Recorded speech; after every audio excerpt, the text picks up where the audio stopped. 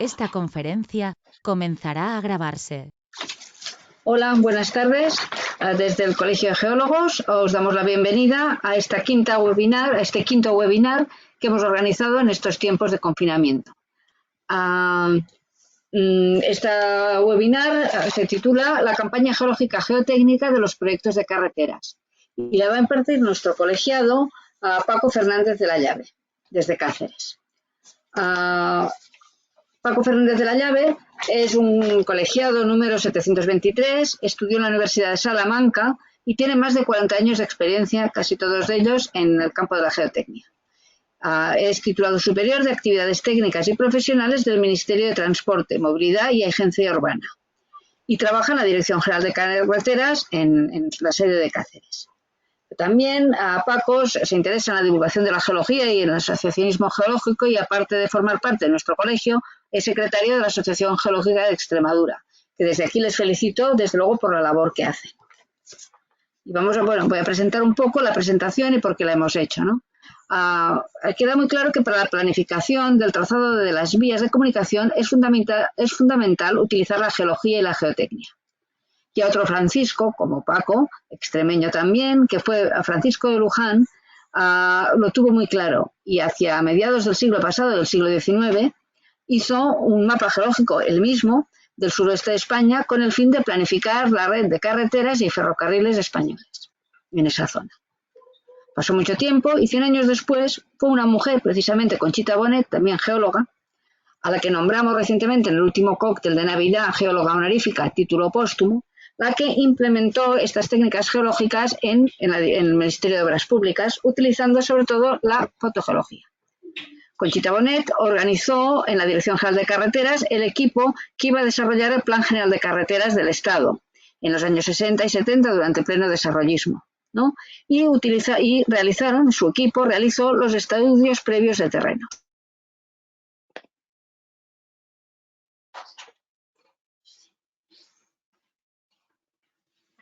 ¿Sí?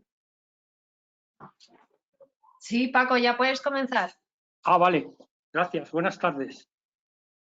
En primer lugar, quiero tener un cariñoso recuerdo por todas las personas que están falleciendo y padeciendo la pandemia del COVID-19. En el apartado de agradecimientos, obviamente, agradecer al colegio esta oportunidad que nos da algunos colegiados de poder charlar con todos vosotros y hacernos algunas tardes de estas pues un poco más entretenidas. Quiero agradecer a Esther que se haya acordado de la Asociación Geológica de Extremadura, que sí, evidentemente, ella también es miembro y aquí estamos luchando y haciendo pedagogía de la geología en la medida que podemos. Y bueno, ya para empezar la charla, el título es un poco largo, aunque luego se ha recortado a efectos de divulgación. Realmente el título es La campaña geológica geotécnica en los proyectos de carreteras de la Dirección General de Carreteras de España, del Ministerio, iba a decir de Fomento, el Ministerio de Transporte. Y porque, claro, hablar de geotecnia de carretera de forma global pues sería imposible. Entonces mi objetivo era, lo hablamos con el colegio, pues repasar un poco la nota de servicio que sacó la Dirección General de Carreteras en el año 2012 para que todos los que no conozcáis esta nota de servicio sepáis de su existencia y del desarrollo que hace la misma referente a los estudios. Yo creo que para empezar, aunque sea un poco de perogrullada, para aquellos que nos estén viendo a lo mejor de fuera de España o incluso gente de España que no esté muy familiarizado con los elementos geométricos de una carretera, os voy a recordar un poco por encima para que luego nos suene a lo largo de la charla estos elementos. En una sección convencional de dos calzadas, como esta que veis aquí, que es la típica que utilizamos en España para las autovías, pues veis que tenemos elementos funcionales geométricos importantes, que son las calzadas de una margen y de otra. Estas calzadas tienen unas dimensiones que las tenéis aquí arriba, más o menos son arcenes de metro, 2,5 metros y 2 carriles que suman 7 metros. En sus laterales estas plataformas terminan en amplias cunetas para los drenajes. Y bueno, aquí he simulado un poco lo que sería una sección a media ladera, para que nos suene ahora cuando empecemos a entrar en la materia, que en la margen derecha de la figura dibujaría un desmonte y en la margen izquierda dibujaría un relleno.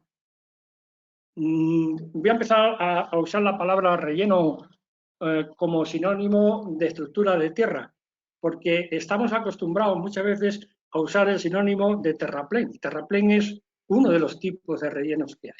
Iremos viéndolo más adelante.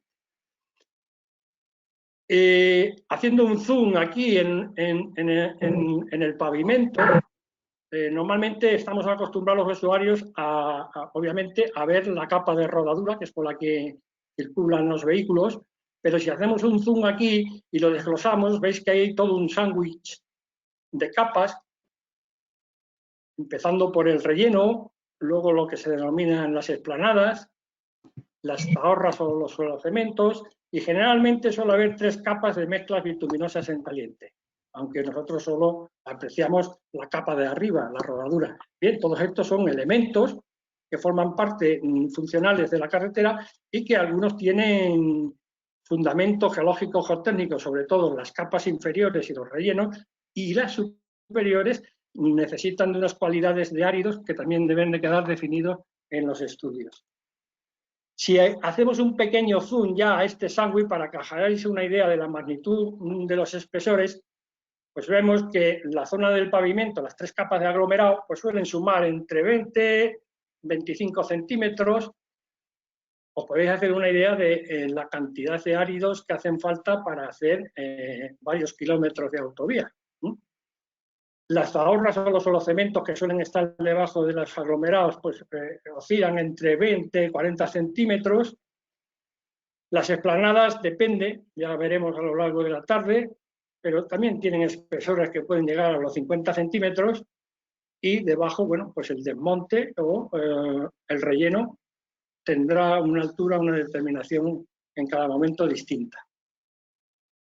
Otro de los elementos fundamentales de las carreteras y que también tocaremos hoy por encima son las estructuras que nos sirven para salvar diferencias significativas del terreno, viaductos, puentes, etcétera, y por supuesto en una orografía como la española, pues ocurre muy a menudo también la realización de túneles.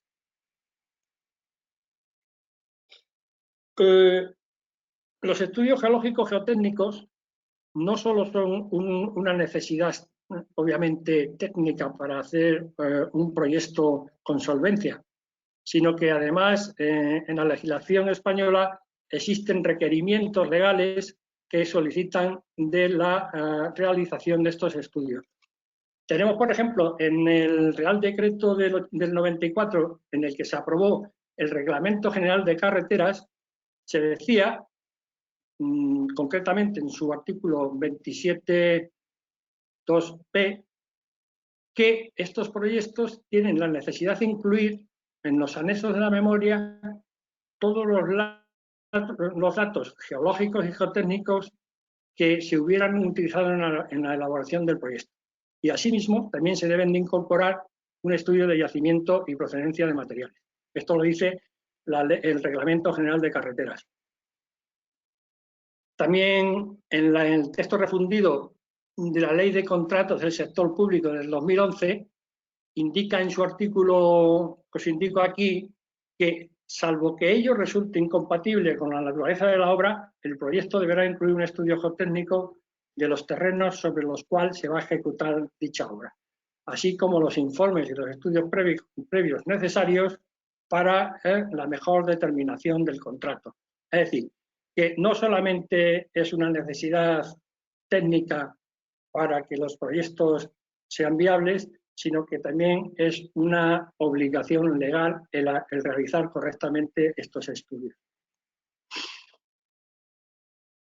Siguiendo en la línea que hemos apuntado al principio de la normativa que existe en la Dirección General de Carreteras, hay un documento que os pongo aquí, que se denomina Recomendaciones para la redacción de proyectos de construcción de carreteras.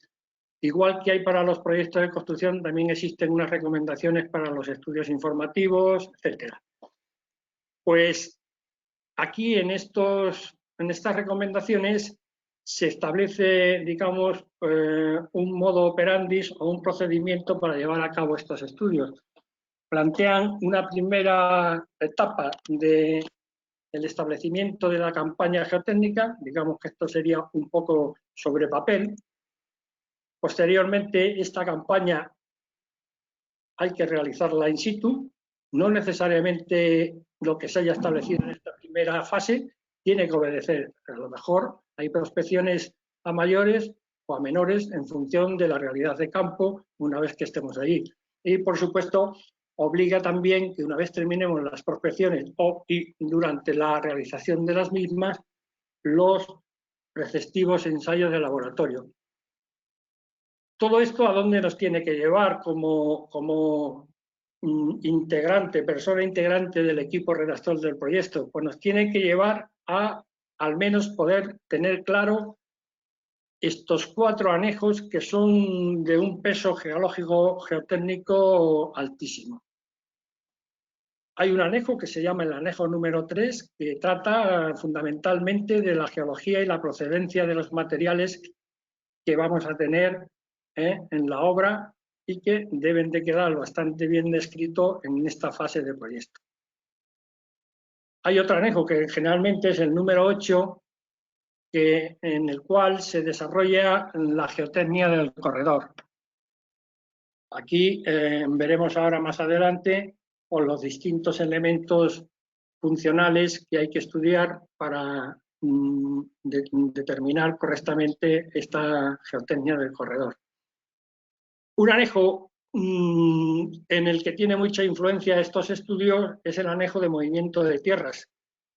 Veremos cómo en función de las calidades de las tierras, estas se podrán usar, no se podrán usar, serán utilizables en unas unidades de obra o serán utilizables en otras. Y otro anejo íntimamente ligado con la charla de hoy, con los estudios geológicos, geotécnicos, es la determinación de las cimentaciones de las estructuras y el estudio geotécnico del túnel, los túneles. Y todo esto forma parte de la memoria. Las memorias, hasta ahora, y si no luego en el diálogo que alguien me corrija, no suelen ser contractuales. No es un documento contractual, sino que es un documento necesario, pero no forma parte de los documentos de peso. Esos documentos, los documentos legales de un contrato o documentos contractuales, sí son los planos, los pliegos, los pliegos de prescripciones técnicas particulares del proyecto y, por supuesto, el presupuesto. Entonces, estos anejos que hemos estado estudiando realmente son las herramientas para poder llegar a estos documentos contractuales, pues con el rigor y la calibración suficiente para que el proyecto se haga de forma correcta y ordenada. Decíamos al principio que la conferencia iba a versar sobre una cierta normativa técnica que existe en el Estado español, pero hay varias. Concretamente, aquí en la zona europea tenemos también los eurocódigos. Los que atañen a los asuntos geotécnicos es el número 7 y concretamente la parte número 2 de ensayos in situ y ensayos de laboratorio pues estarían íntimamente ligados con estos asuntos que tratamos hoy. Otra normativa que se tiene muy en cuenta a la hora de redactar estos estudios es la guía de cimentaciones que editó, creo que en el año 2009, bueno, al menos la última edición, también la Dirección General de Carreteras. Pero, digamos, la norma general de obligado cumplimiento y que recoge un poco todo el articulado de una obra pública en España es el famoso pliego de prescripciones técnicas generales para obras de carreteras y puentes, cuya primera edición creo que fue en el año 75, y que, como podéis comprender, pues está muy actualizado y muy complementado por artículos que se van actualizando continuamente año tras año. Es muy importante este documento. Este documento habla principalmente de las obras, pero hay que tenerle muy presente a la hora de redactar los proyectos. Pero, en fin, estas normas que hemos hablado son unas normas digamos, de mucho poder intelectual, técnico y científico, pero quizás adolecen un poco de no cuantificar las campañas. Hablan de las cosas, cómo hay que hacerlas, qué metodologías, en fin, qué técnicas de cálculo, qué métodos, pero a la hora de valorar el estudio geológico geotécnico de una obra lineal, como es una carretera, pues hay que cuantificar un poco estas prospecciones y estos ensayos, porque normalmente estas cosas salen a concurso para que un consultor se la adjudique, y obviamente pues tiene que estar cuantificado tanto en cantidad como en presupuesto. Eso es lo que la nota de servicio, esta 3 del 2012, recoge. Un intento bastante razonable de la cuantificación de las campañas geotécnicas. Podéis comprender que este es un documento base porque está pensado a nivel de toda España, entonces obviamente las particularidades no las recoge, y para eso es lo que tiene que estar el director del contrato con su gente para particularizar esta nota de servicio. Esta nota de servicio hasta ahora es una herramienta muy útil, se utiliza mucho en la Dirección General de Carretera, y vamos a pasar un poco a destriparla. ¿Qué contenido tiene esta nota de servicio? Pues, como todo documento legal, pues tiene una introducción con el objeto de la misma, que es más o menos lo que estamos diciendo, y el alcance del documento, pues se fija se fija en las carreteras de titularidad nacional, que en España creo que andamos por los 25.000 kilómetros, y en cuanto a construidas, y por supuesto aquellas que se van a construir, que son los principales proyectos. Diferencia bien este contenido de la nota de servicio, diferencia bien las diferentes fases que hay en los proyectos, desde el estudio informativo, que es una cosa muy general, en el que se plantean varias alternativas.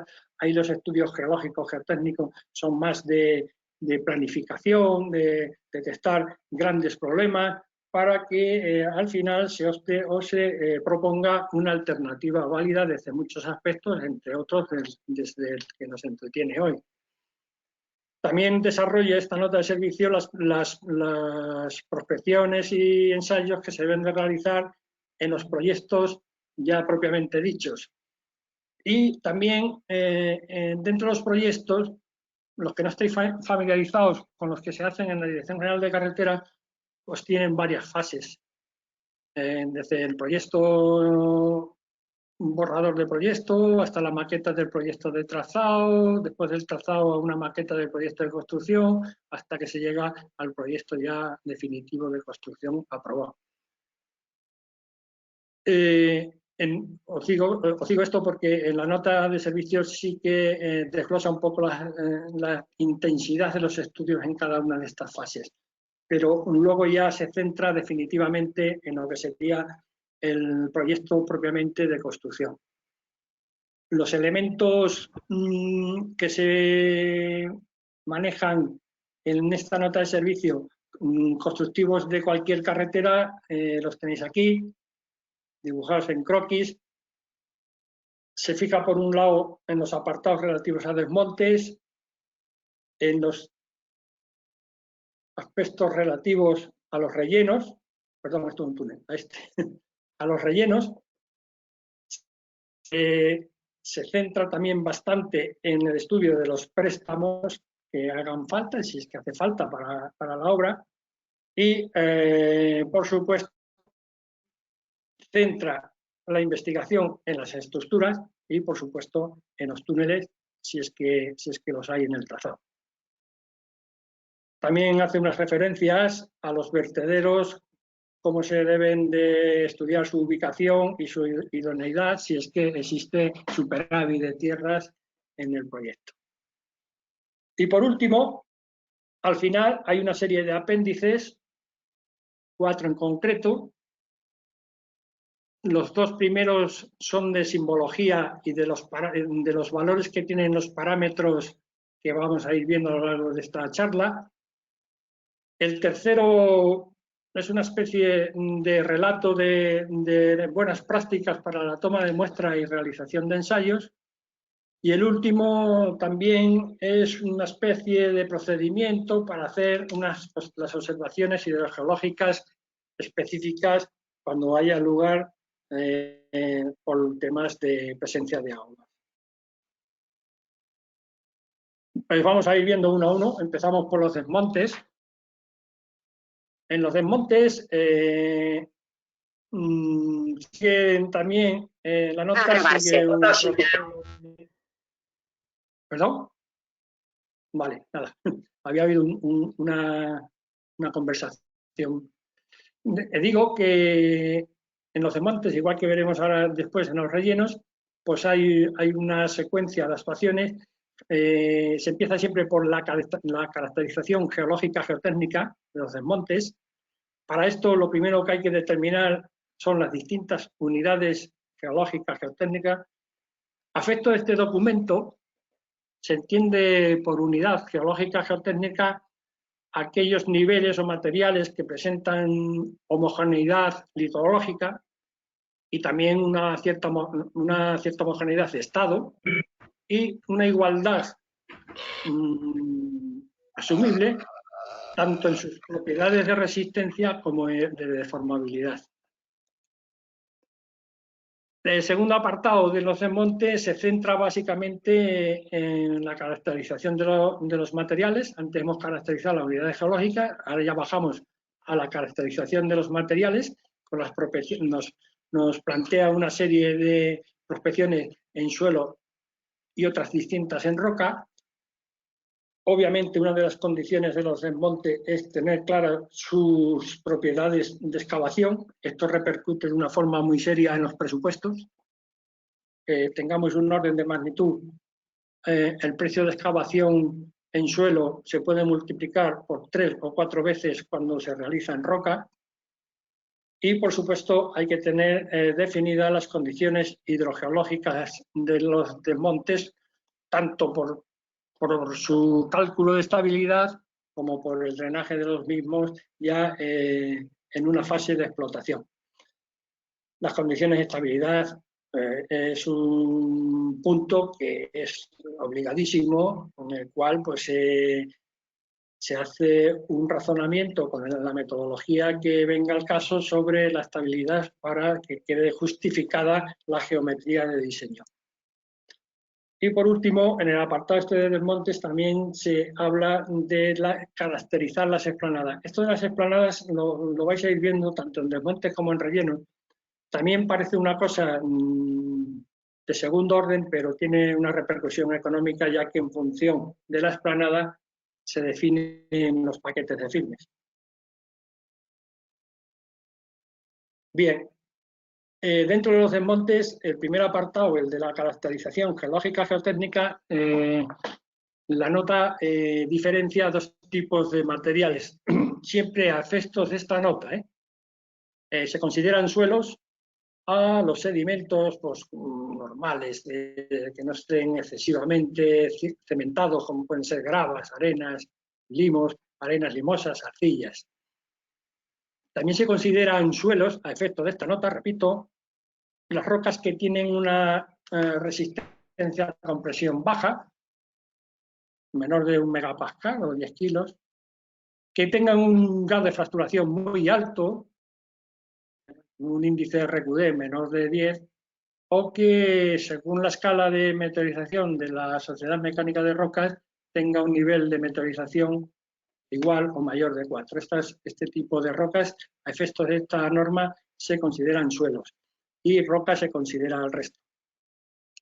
Aquí tenéis unos ejemplos de montes en suelo, no hay nada más que ver, entendido que están los taludes, y otros desmontes en roca que adquieren una geometría más agresiva. Este es una figura de un sinclinar que salió, era precioso en un desmonte. Vamos a ir agotando lo que dice la norma referente a las prospecciones en los desmontes.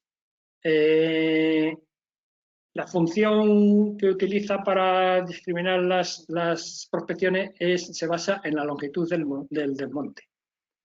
Los sondeos, ¿qué dice esta norma?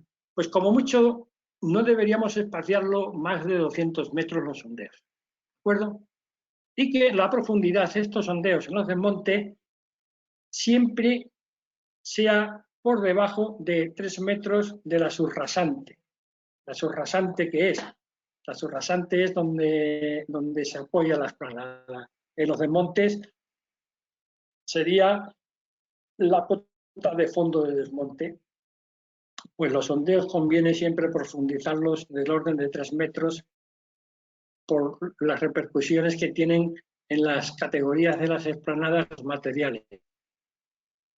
Perdón.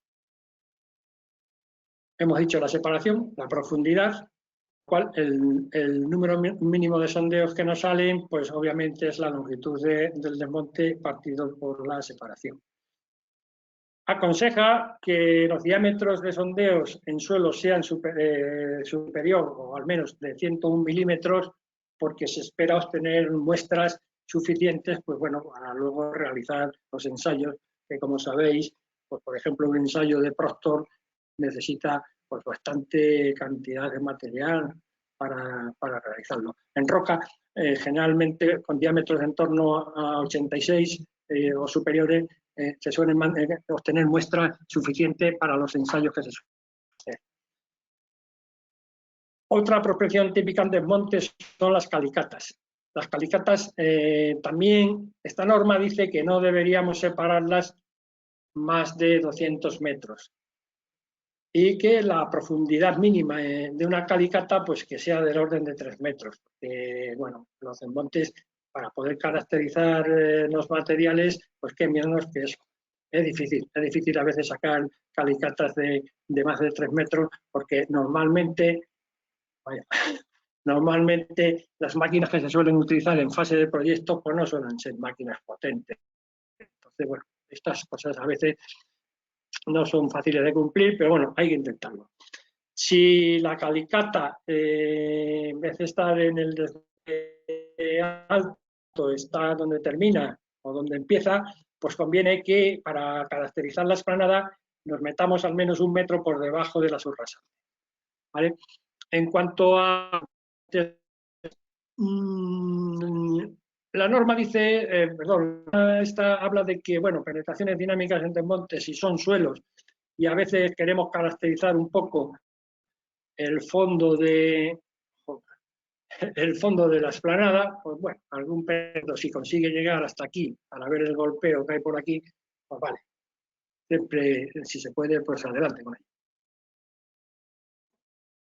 Esta nota que he intentado salir varias veces, obviamente todo este planteamiento aquí, la nota de servicio es para desmontes homogéneos, es decir, que estemos hablando de una misma unidad geológica, geotécnica. Si de un desmonte, bien por cambio litológico, bien por una falla o por cualquier cambio de facies laterales, cambian las unidades geotécnicas, estos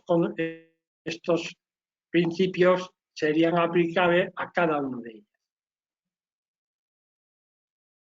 Una vez que hemos hecho las prospecciones de campo, vamos a ver cuántos ensayos tenemos que hacer. Claro, porque esto de los ensayos, como las prospecciones, va ligado al presupuesto. Y los presupuestos para la redacción de proyectos pues son finitos. Entonces hay que tener claro a la hora de presupuestar la adjudicación de la redacción del proyecto el número adecuado de ensayos. Aquí os digo que el número de caracterizaciones que se hagan de cada muestra deben de ser completas según el PG3. Tenemos por costumbre muchas veces, dice, bueno, pues nada, un análisis granulométrico, los límites, bueno, no, a no ser que ya estemos aburridos de haber hecho pues el contenido en SAR, la expansividad, etcétera, etcétera. Si no, la determinación tiene que ser con el número completo de ensayos que solicita el PG3. Aquí tenéis un poco las caracterizaciones completas que se deben de hacer de cada volumen de desmonte. Veis que no progresa lineal, obviamente, para desmontes de hasta 50.000 son 2, para 250.000, 5. Pero bueno, esta es función de estos desmontes. Siempre son mínimas, repito, porque puede que en este volumen haya 2 unidades geotécnicas, con lo cual, pues estos serían 2, serían 4. Pero bueno, este es el orden de magnitud de las caracterizaciones. Y lo que os decía antes, pero claro, las caracterizaciones no es lo que a nosotros se nos ocurra, sino lo que ya viene prescrito en el PG3. PG3, como decíamos al principio, es la referencia fundamental de la normativa de obras públicas de aquí en España. Estos asuntos los maneja principalmente en los 3 artículos que tenéis aquí, en los dedicados a los terraplenes, a los pedraplenes y a los rellenos todo uno. Y dicen, por ejemplo, para los terraplenes, que esto es las características que hay que definir para que una determinación sea completa. Ya veis que hay que hacer granulometrías, plasticidades, colapsos en suelos, según una muestra remoldeada, curiosamente, al próster normal, aunque luego muchas veces las prescripciones de obra se hacen al próster modificado. Pero bueno, aquí en la norma te pide que el ensayo de colapso se haga remoldeada según el próster normal. Y hablando de memoria, creo que con una carga de 1/10 de megapascal o algo así. Se debe hacer el hinchamiento libre en edómetro, contenidos en sales y en materia orgánica. Y aquí tenéis el resto de ensayos que se deben de hacer a los materiales que vayan a ser utilizados en pedraplenes y los que vayan a ser utilizados en rellenos todo uno.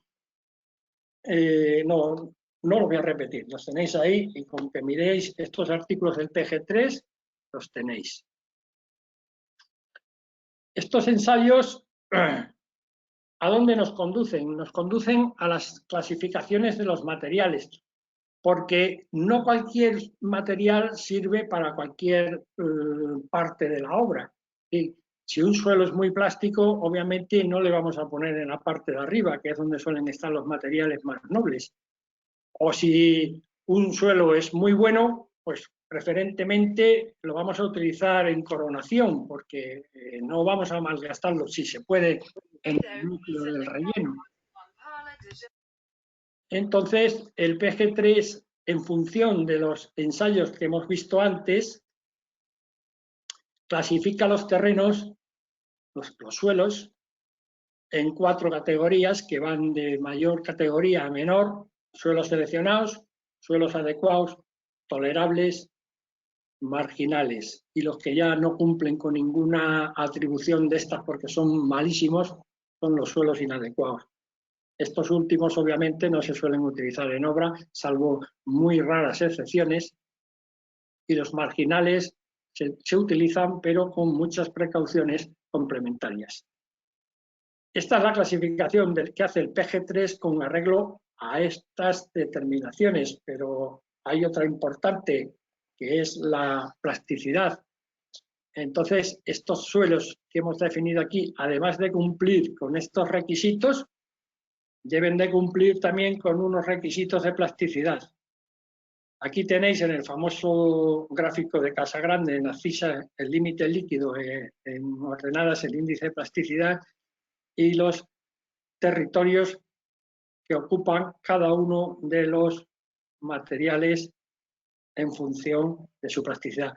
Veis que los suelos seleccionados se arrinconan en la zona de muy baja plasticidad o no plasticidad, mientras que los suelos inadecuados pues tienen unas características de plasticidad altísimas. No vamos a entrar en este gráfico, ya le conocéis todo.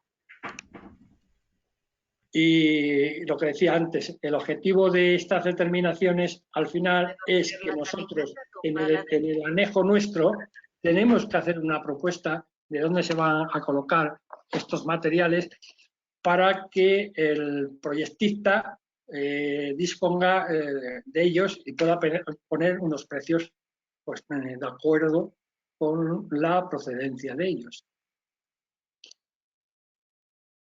El siguiente parámetro que hemos visto que necesitan los desmontes tener claro es el concepto de excavabilidad.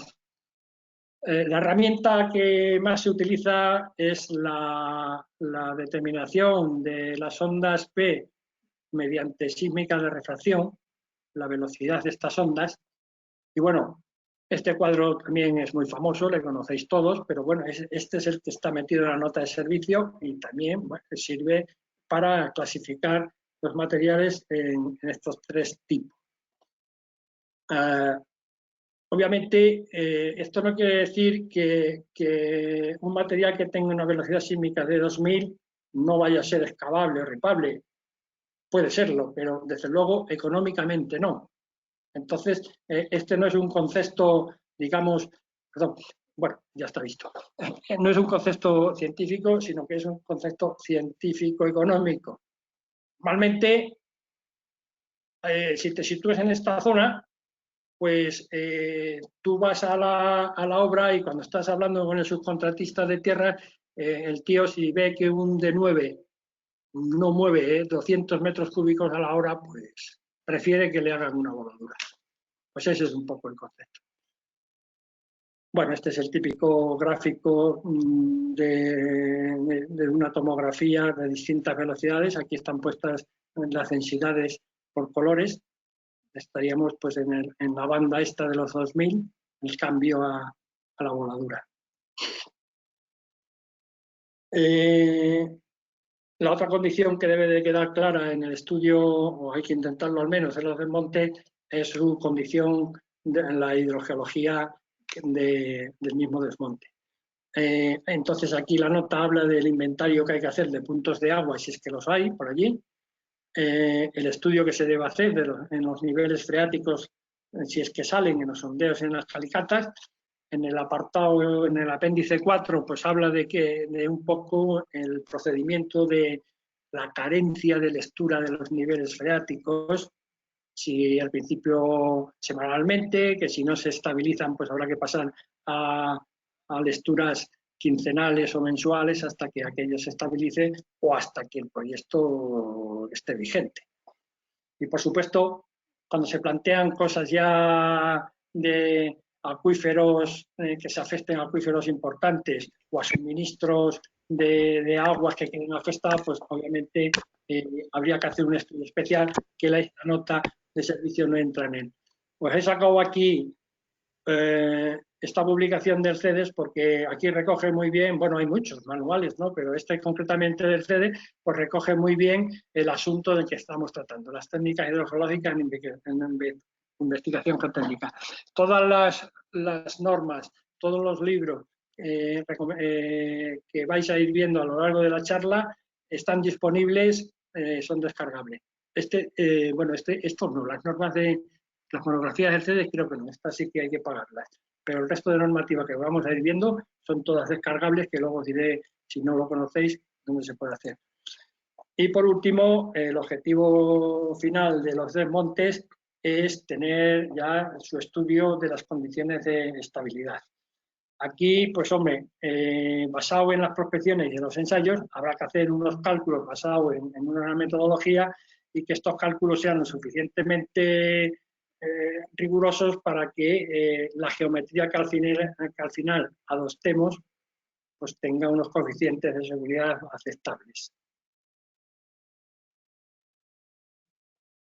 Y por último, para terminar con los desmontes, lo que hablábamos es de caracterizar el fondo del desmonte. El fondo del desmonte es lo que se va a llamar la explanada. ¿Y qué importancia tiene la explanada? La explanada tiene una importancia fundamental porque en la norma de secciones de firme, que es por la cual se definen las secciones de firmes en España, y esta sí es de obligado cumplimiento, porque creo que es una orden circular, hay dos parámetros que definen las secciones de firme. Por un lado, las cargas que recibe ese firme, es decir, el tráfico, qué intensidad de pesados tenemos ahí, eso es el parámetro de carga, y por otro, el apoyo, el cimiento del firme, que va a ser la explanada. Entonces, de ahí podéis desprender la importancia que tiene la explanada a la hora de definir los firmes y la importancia que tienen los firmes en el peso económico de un proyecto. La norma que recoge esto, la tengo aquí, esta sí que se puede descargar. Es la norma 6.1 C de secciones de firmes, y aquí clasifica los fondos de desmontes en estas categorías. Cuando tengamos un fondo de desmonte, tenemos que decir que ese fondo de desmonte es tipo 0, tipo 1, o tipo factible de suelo estabilizado tipo 1, 2 o 3. Ahora veremos qué significa esto. Esto está recogido también en el PG3 en estos artículos.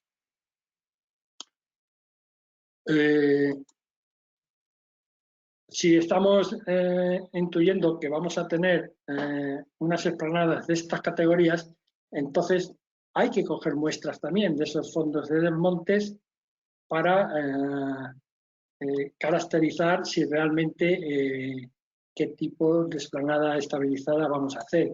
Y en estos casos, la norma esta dispone que se deben de hacer estos muestreos cuando estemos valorando la posibilidad de que las explanadas sean de estas categorías. Aquí tenéis los volúmenes, las muestras que hay que tomar por cada uno de ellos, el número de muestras a ensayar. Y aquí aparece que aparte de la granulometría, plasticidad, etcétera, el asunto del contenido en sulfatos solubles es fundamental, porque normalmente estos suelos estabilizados, si se hacen con cal, bueno, pero normalmente se hacen con cemento, y bien, ya sabéis que a veces hay incompatibilidades entre los sulfatos solubles de los suelos o las aguas de los suelos con el cemento. Esta es una máquina estabilizando. Y con esto hemos acabado la caracterización de los desmontes y ahora vamos a ver qué dice la norma referente a los rellenos. Estoy viendo que son las 7 menos cuarto y no quiero alargarme más de hora y cuarto. Vamos a ir un poquillo más deprisa. En cualquier caso, todo esto está en la norma, en la nota de servicio, la podéis descargar y lo que vais a leer lo que yo estoy exponiendo hoy. En los rellenos también hay que caracterizar las unidades geológicas, geotécnicas que lo van a componer, los materiales de los que se van a formar estos rellenos. Obviamente habrá que tener claro también, en función de los materiales y las condiciones de contorno, el drenaje de estos rellenos. Estabilidad, estamos repitiendo casi lo mismo de los desmontes, y la caracterización de las explanadas. A efecto de esta norma se consideran suelos lo que habíamos dicho antes, pero aquí aparece un concepto nuevo, siempre a efectos de esta norma, que son los que se denominan suelos blandos, y la definición que se hace de ellos es que se entienden por suelos blandos a efectos de prospecciones aquellos que tienen una deformabilidad mayor del 4% del espesor que se supone que va a estar afectado. En suelos granulares se suele tomar de referencia a los que tienen un golpeo menor de 10, el SPT ya lo explicaron la semana pasada, y en suelos cohesivos bien se usa el golpeo del SPT o bien la resistencia al corte sin drenaje que sea menor de 25 kilopascales. y los suelos, por supuesto, que sean susceptibles de colapso por inundación, también se consideran suelos blandos. Y el resto pues, son rocas. Rocas con la distinción que hicimos al principio de aquellas que no tenían RQs bajos ni resistencias bajas. En el caso general de suelos blandos, las prospecciones que propone la norma se basan en la altura del relleno. Para alturas menores de 4 metros, las calicatas no deben estar separadas más de 200 metros. La profundidad mínima a ensayar, también igual que en el caso anterior, son 3 metros. Y las penetraciones dinámicas deben de estar en el mismo entorno de las calicatas, salvo, claro, que estemos estudiando el apoyo de un relleno en un apoyo rígido. Entonces, bueno, las penetraciones la verdad es que no tienen mucho sentido hacer campañas extensas. Para rellenos superiores, la H, estamos hablando de la altura del relleno, pues también, aparte de las calicatas y los penetros, también se plantea la posibilidad de que se haga algún estudio con sondeos. Estos sondeos conviene que tampoco estén espaciados más de 200 metros y la longitud pues, del orden de magnitud entre la altura del relleno más 5 metros. Sería la penetración del sondeo en este estudio. Y para las prospecciones en el que el apoyo del relleno sea roca, pues todo se reduce bastante y la profundidad pues suele ser aproximadamente la mitad del relleno. A veces se aconseja hacer algo de geofísica en esto, pero bueno, no es obligatorio. En las prospecciones en suelos blandos, aquí ya no depende tanto de la altura y lo que propone la norma pues, es hacer las penetraciones estáticas en las CPUs, sondeos, más o menos alternando. El otro día ya nos explicaron muy bien lo que eran las CPTU, con lo cual pues, no vamos a entrar en detalle.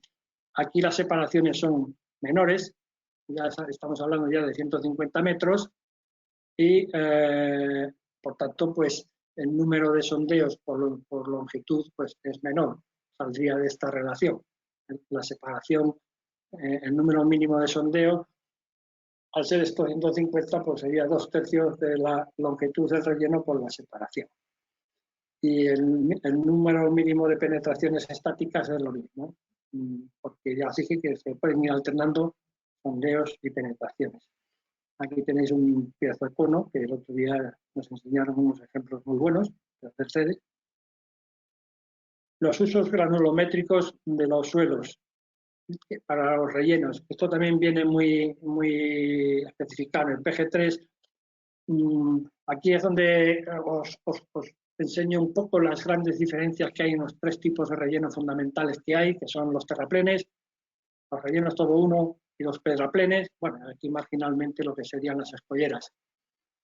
Hay una condición para los terraplenes, es que el material que pasa por el tamiz 20 debe ser superior a 70. Es una de las condiciones para que los materiales sean del tipo terraplén. Mientras que para los materiales tipo terraplén, por este mismo cedazo de 20 milímetros, una de las condiciones es que no pase más del 30. En fin, otra condición son los finos. Para que los terraplenes se definan como finos, pues también si no cumplen la primera condición, pues tienen que tener mínimo un 35% de fino.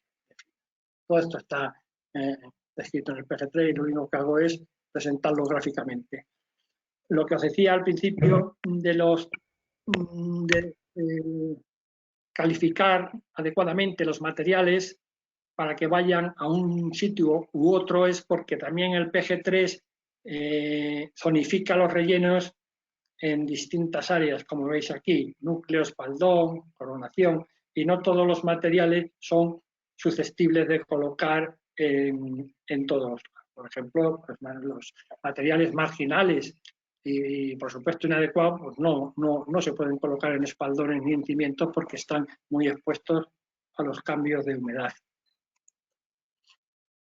Y en este apartado de rellenos también la norma nos dice que apliquemos para el cálculo, obviamente, de movimiento de tierra los coeficientes de paso. Ya sabéis que un metro cúbico en el terreno natural es distinto, se convierte en algo distinto a un metro cúbico cuando lo ponemos en un relleno.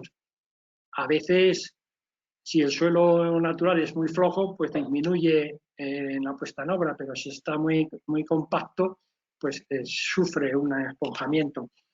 La relación que nos propone esta norma es que en los terraplenes, en suelos, el coeficiente de paso pues sea la división entre la densidad seca que tiene el terreno natural partida por la 95 de la que obtengamos en el puesto modificado. En la construcción de terraplenes, un metro cúbico de roca in situ se nos convertiría aproximadamente en 1,20 de relleno tipo pedraplén. Y los suelos que van a vertedero tendrán estos coeficientes de paso a efecto de calcular la superficie de vertedero. Las condiciones hidrogeológicas de los rellenos también os vuelvo a recomendar en el libro del CEDES, pero se basan básicamente en tener claro un poco pues, la estabilidad por las presiones intersticiales o por, digamos, ataques de corrientes de aguas previsibles en la zona de proyecto. Y para terminar con los rellenos, pues también es obligado terminar este capítulo con un cálculo de estabilidad en función de los taludes de diseño, los materiales que se han propuesto y las humedades que vamos a poner. Influye mucho la calidad del cimiento donde va a apoyar el terraplén, el relleno. Antes os he hablado de los coeficientes de seguridad. En esta norma no habla de coeficientes de seguridad, pero aquí hay una pequeña recopilación de los coeficientes de seguridad usuales, tanto en desmontes como en rellenos, para situaciones permanentes, ocasionales o accidentales. Las de proyecto en explotación, pues podéis comprender que son las permanentes. Estos son los coeficientes de seguridad que propone el Reglamento de Obras Marítimas. Este es el que propone la Guía de Cimentaciones y creo que sí, este es del Código Técnico de la Edificación. Este cuadro lo he sacado de una publicación de Staire y Olivenza del 2013. También en los rellenos, al igual que en los desmontes, tenemos que tener a efectos de la geotecnia del corredor definido el tipo de explanada que va a llevar ese relleno. Y para eso remito otra vez a las secciones de firmes, a la norma esta. Aquí viene en este dibujo de forma sinóptica muy bien explicado los distintos tipos de explanadas que se pueden presentar. En la normativa española de carreteras se admiten tres tipos de explanada, que no voy a entrar ahora en detalles, la E1, E2 y E3. Y en función de si el suelo es inadecuado o marginal, pues habría que poner estos tipos de suelos con estos espesores. ¿Os acordáis? Si tenemos un suelo inadecuado en la obra subyacente del relleno, para terminar este relleno tendríamos que poner al menos 100 centímetros del suelo tipo 1, que si recordemos el gráfico anterior se refería a suelos adecuados. Bien, pues esto es un cuadro que en función de la categoría del suelo con el que estamos haciendo el relleno y la explanada que queramos conseguir, pues nos dice el material que tendremos que poner, el espesor y su propiedad. Es muy exhaustiva esta tabla, echando un rato se la lee y se entera uno rápido de cómo está pensada.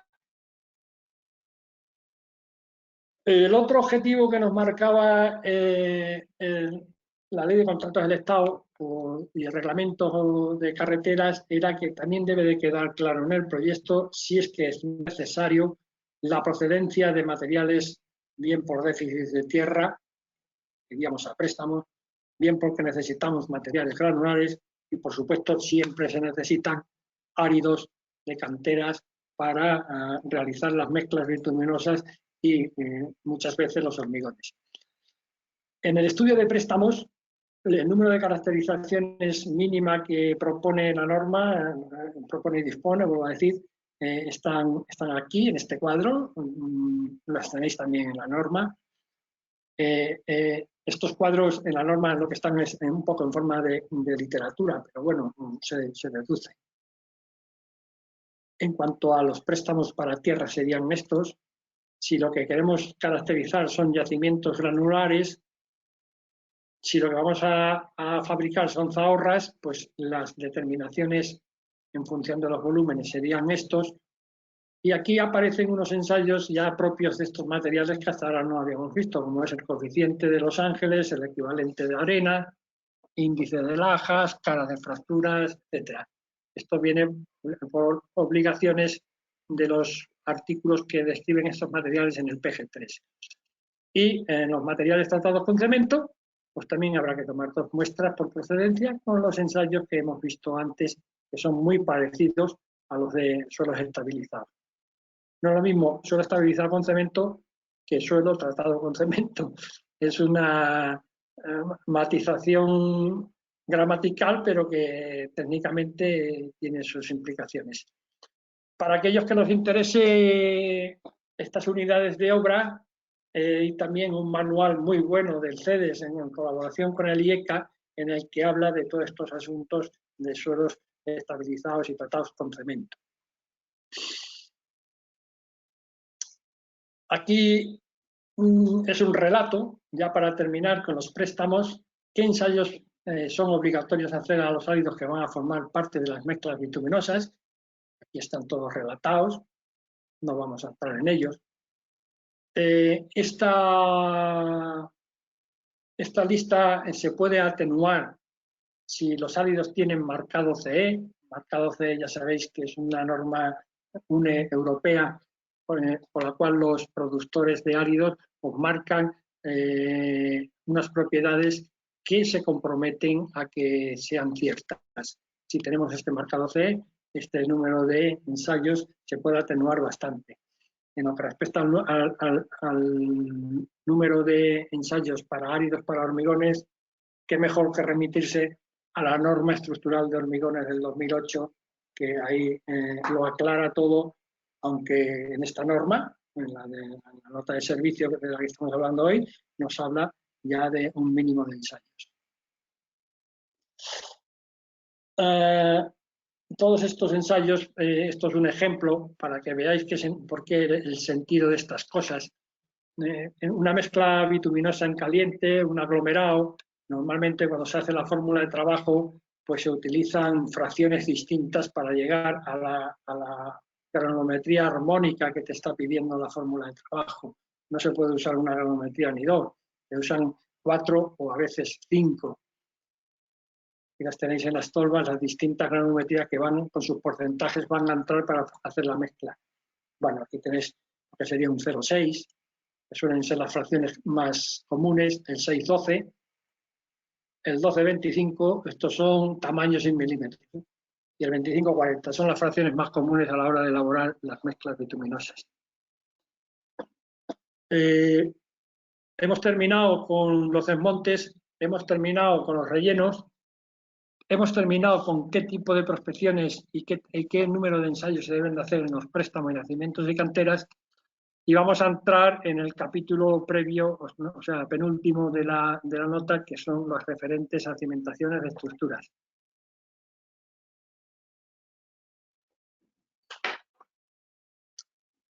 Aquí también os recomiendo que os descarguéis la guía de cimentaciones del Ministerio de Fomento, porque recoge de forma exhaustiva toda la casuística referente a cimentaciones. Que bueno, aquí en la nota de servicio, obviamente, lo único que hace es disponer el número mínimo de prospecciones por cada estructura.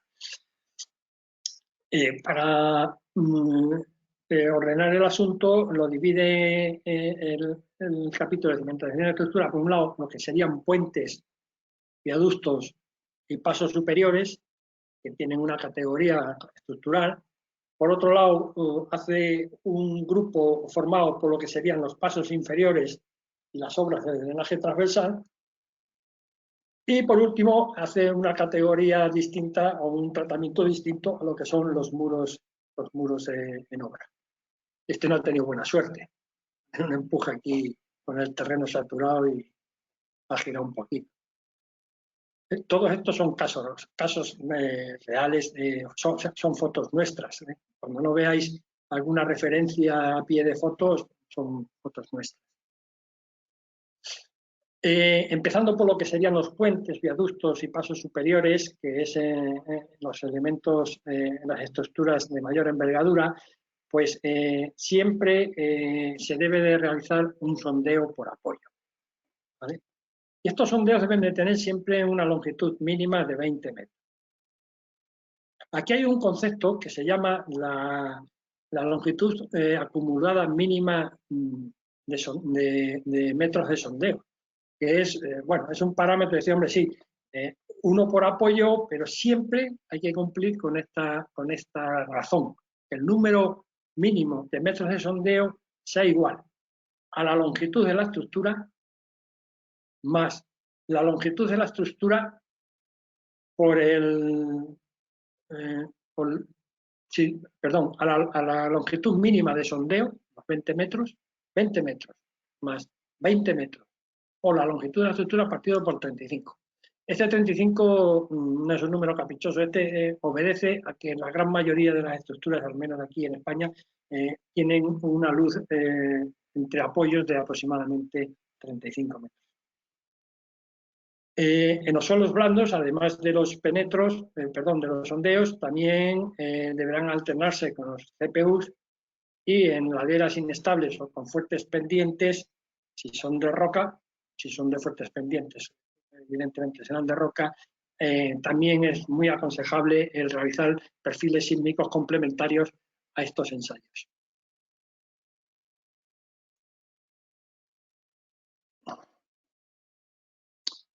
La profundidad, hemos visto la carencia. La profundidad es que, aunque se decía que mínimo deberían ser 20 metros, pero claro, habrá casos en los que habrá que bajar bastante más. En las cimentaciones superficiales, la longitud, la profundidad de las prospecciones deben de ser al menos 1,5 veces el ancho de la zapata, por debajo de la cota de cimentación, es lo mínimo que, o cumplir con esto otro, que la profundidad sea al menos 10 metros más la raíz cuadrada del área de la zapata en suelos blandos. Es decir, que aquí puede que estemos hablando de sondeos de 22, 24, 25 metros.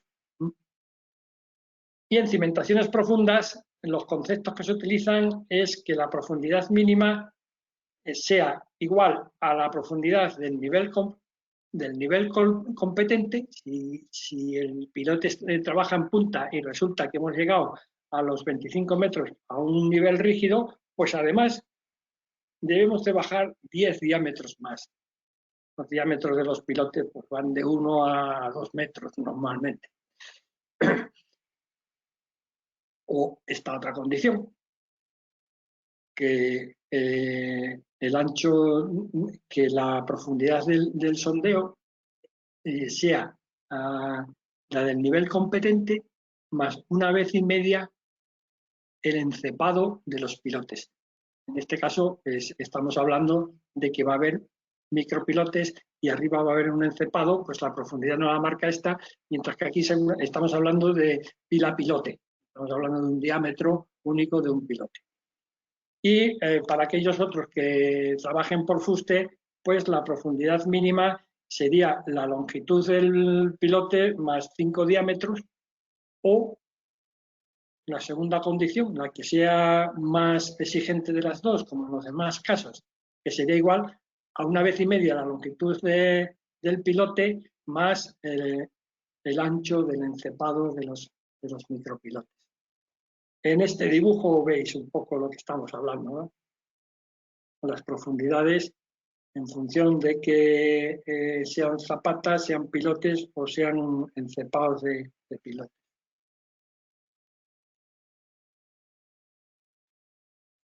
En las obras de drenaje transversal se dice que se debe hacer una calicata y un penetro en cada una de las boquillas y un sondeo en el centro. A ver, esto es todo quizás un poco exigente, pero si se justifica que el cimiento es homogéneo, que tiene una cierta rigidez, pues a lo mejor se puede obviar el sondeo, pero siempre debidamente justificado. Y por último, las prospecciones que plantea para los muros van en función de la altura de los muros. Para alturas menores a 5 metros, pues plantea una calicata y un penetro cada 30 metros de muro. Si la altura está comprendida entre 5 y 10 metros, ya hay que hacer sondeos y penetros cada 30 metros, alternando. Y para alturas mayores de 10 metros, pues se realizarán sondeos cada 30 metros. En cualquier caso, siempre un mínimo de 2. Y en suelos blandos, pues tendríamos que alternar, obviamente, los sondeos con los CPTU para obtener las propiedades del terreno. Los ensayos que habría que realizar a estas prospecciones para estructuras, pues los in situ nos los explicaron maravillosamente el otro día, que son estos y algunos más. Los que son continuos serán continuos y los que son espaciados como el SPT, pues uno cada 3 metros, más o menos. Y los ensayos para definir la cimentación, pues son los típicos de identificación, resistencia, deformabilidad, etcétera, etcétera, tanto en suelo como en roca. Aquí tenéis un ejemplo de cómo se presenta el informe de la cimentación de una estructura, aparte de la literatura en la que se definen las unidades geotécnicas, los parámetros, se justifican los parámetros de cálculo y se hacen los cálculos. También se pide que se presente un croquis con las prospecciones hechas y las soluciones de cimentación. Tenéis ejemplo de una cimentación con un encepado de micropilotes que están ya en cabeza para hacer la zapata. Y el último capítulo al que se dedica la nota de servicio, pues es el dedicado a los túneles, que estos sí que necesitan un estudio geológico, geotécnico e hidrogeológico específico. Normalmente hay que empezar, como dice la nota de servicio, con una cartografía de detalle de la zona de túnel. Esta cartografía tiene que ir acompañada por todas las estaciones geomecánicas que podamos hacer, si es la medida de los afloramientos que haya. Una vez que tengamos la cartografía, plantear un modelo geológico del terreno y sobre ese modelo geológico, pues las prospecciones de sondeo, geofísica y demás que ahora veremos que nos pide la nota. Es muy importante, desde luego, el estudio hidrogeológico de los túneles. Aquí también en el apartado, en el anejo 4, pues desarrolla de una forma más exhaustiva el estudio hidrogeológico específico que se basa básicamente en los estudios de los freáticos, la delimitación de los acuíferos, las barreras que existan entre ellos, las propiedades que se pueden determinar de los acuíferos y, bueno, casos singulares como de las zonas cársticas. Esto, ni qué decir, tiene que es importantísimo, no ya por el desastre económico que puede ocasionar el encontrar un acuífero que no estaba previsto, sino por las desgracias que en algún caso pueden ser de orden personal. Esto que veis aquí, pues es una descarga espontánea de un acuífero en el frente de Avante. A la hora de estudiar los túneles, diferencian las boquillas como elemento muy singular que son de lo que es el cuerpo o el tubo del túnel. Las prospecciones en las boquillas se han diseñado en función del diámetro del túnel, de tal forma que plantea esta norma que se hagan sondeos en el punto B que están a una distancia aproximadamente de un diámetro del punto A. El punto A sería la intersección de la boquilla con el terreno natural, ¿sí? Pues aquí se debe de plantear un sondeo, amén de que la geotecnia pida o las propiedades geológicas pidan otros. La profundidad mínima de estos sondeos siempre deben ser un diámetro por debajo de la rasante del túnel, o sea, del fondo de excavación del túnel, siempre un diámetro. Los túneles carreteros, hablando de diámetros de 10 metros, de ese orden, depende de los carriles. La geofísica que se debe hacer en la boquilla debe ser mínimo unos 500 metros lineales de sísmica. Y en este esquema lo dispone de tal forma que desde el sondeo que hemos hecho en este punto hacia acá sería la mitad de los 500 metros, hacia acá otra mitad, y en estas transversalmente, que también es importante hacerlo transversalmente, un cuarto.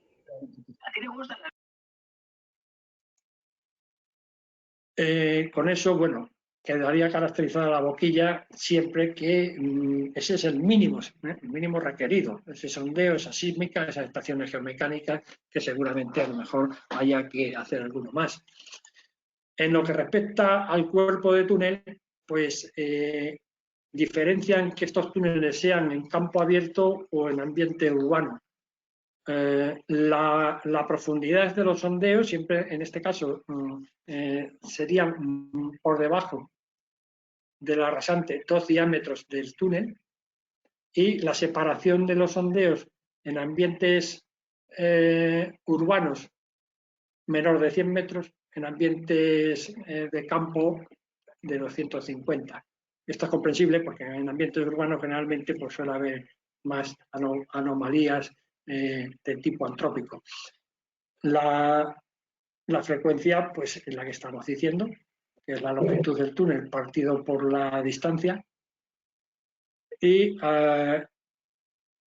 esta norma permite que no todos los sondeos, si es que son muchos, sean de testificación continua. Ahí a lo mejor son túneles que tienen una cobertura de 150 metros o más. Entonces, permite que uno de cada 3 sondeos se haga sin obtener el testigo continuo. En estos sondeos en los que no se obtiene el testigo continuo, sí es obligatorio que bajemos perforando a destroza y 2 diámetros antes de la clave empecemos a obtener testigo y sigamos manteniendo la testificación hasta 2 diámetros por debajo de la rasante del túnel. También es obligatorio, si es que el túnel por diseño así dispone de galerías de conexión, pues un sondeo por galería. Cuando existen 2 túneles, 2 tubos paralelos, que suele ser el caso de las autovías, pues se puede alternar un poco entre tubo y tubo estas prospecciones. También en el aspecto hidrogeológico del túnel hay que tener en cuenta las observaciones del apéndice 4. Aquí tenéis un bloque diagrama de lo que estamos hablando. Los sondeos pueden ser testificando desde arriba o bien a destroza hasta 2 diámetros antes del tubo y hasta, esto sería con testificación continua, y aquí abajo también 2 diámetros con testificación continua. Los ensayos, pues siempre hay que hacer ensayos de los materiales. Al menos dice aquí que 4 caracterizaciones por sondeo, y que de estas 4 caracterizaciones, 2 estén dentro de en los testigos que están dentro del tubo. En terrenos rocosos, aparte de los ensayos típicos que estamos viendo, si son pizarras o materiales algo deleznable, son muy aconsejables hacer los Slate Durability Test, que son ensayos para ver un poco la durabilidad de la roca. Y uno de los coeficientes o parámetros que se tienen en cuenta, sobre todo en rocas muy muy agresivas, agresivas no, que tengan sílice, no me sale la palabra, no es agresiva, pues habla de que hay que hacer los ensayos Cerchat o Smith-Hacks, que miden la abrasividad, esa es la palabra, tengo que explicar, la abrasividad de la roca, bueno, pues para ver un poco luego la maquinaria de corte a utilizar. Los anejos,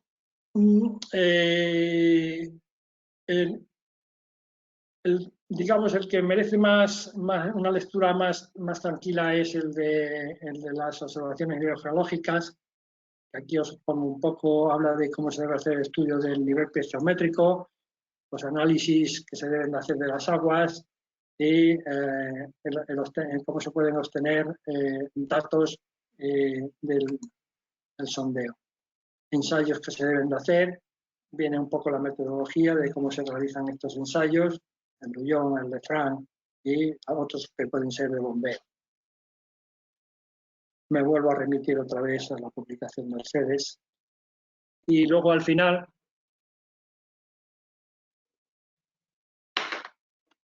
todo o gran parte de lo que hemos estudiado lo debemos reflejar en planos. Es la planta geológica, geotécnica que debe hacerse a escala 1000. Y bueno, si es muy homogéneo y tal, y no es muy complicado, se puede admitir una planta a escala 1-2000.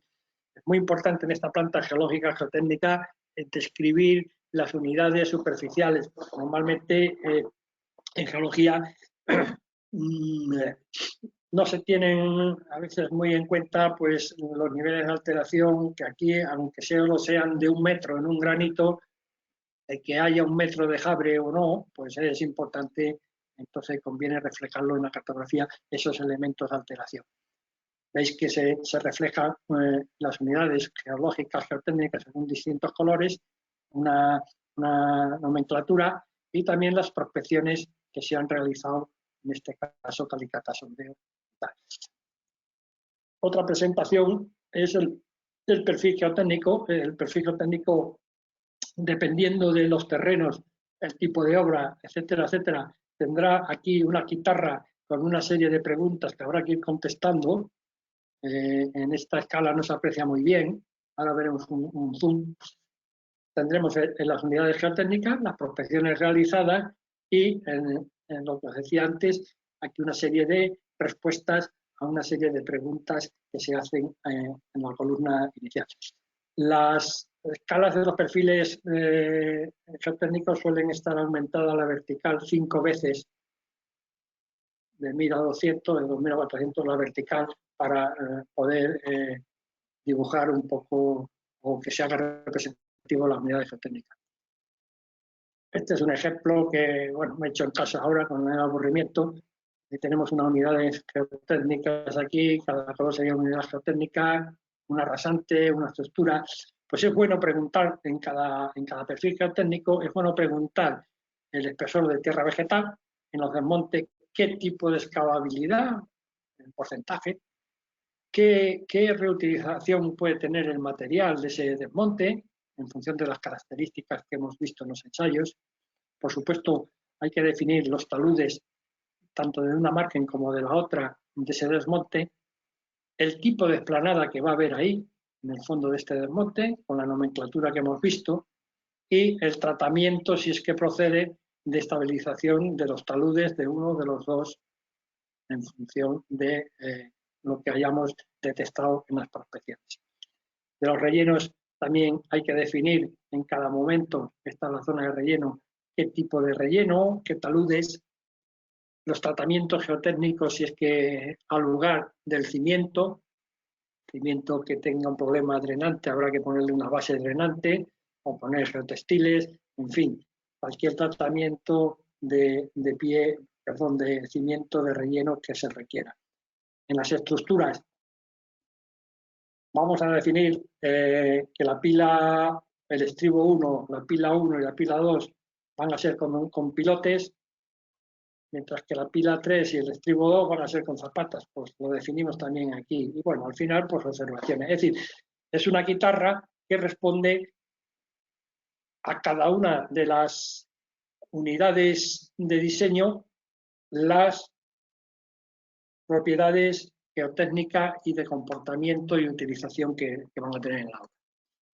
Ya vamos terminando, porque obviamente como en todas las charlas nos pasamos de tiempo, aquí mirando el reloj y son ya las 7:20, a las 7:30 yo creo que hemos terminado. Entonces, todo esto que estamos hablando hoy está recogido en esta página web. Creo que la conferencia la van a grabar y os la podéis descargar, pero vamos, en cualquier caso, sí, ponéis en un buscador, ponéis normativa de carreteras, Ministerio de Fomento o Ministerio de Transportes, que es ahora, os sale. Y aquí tenéis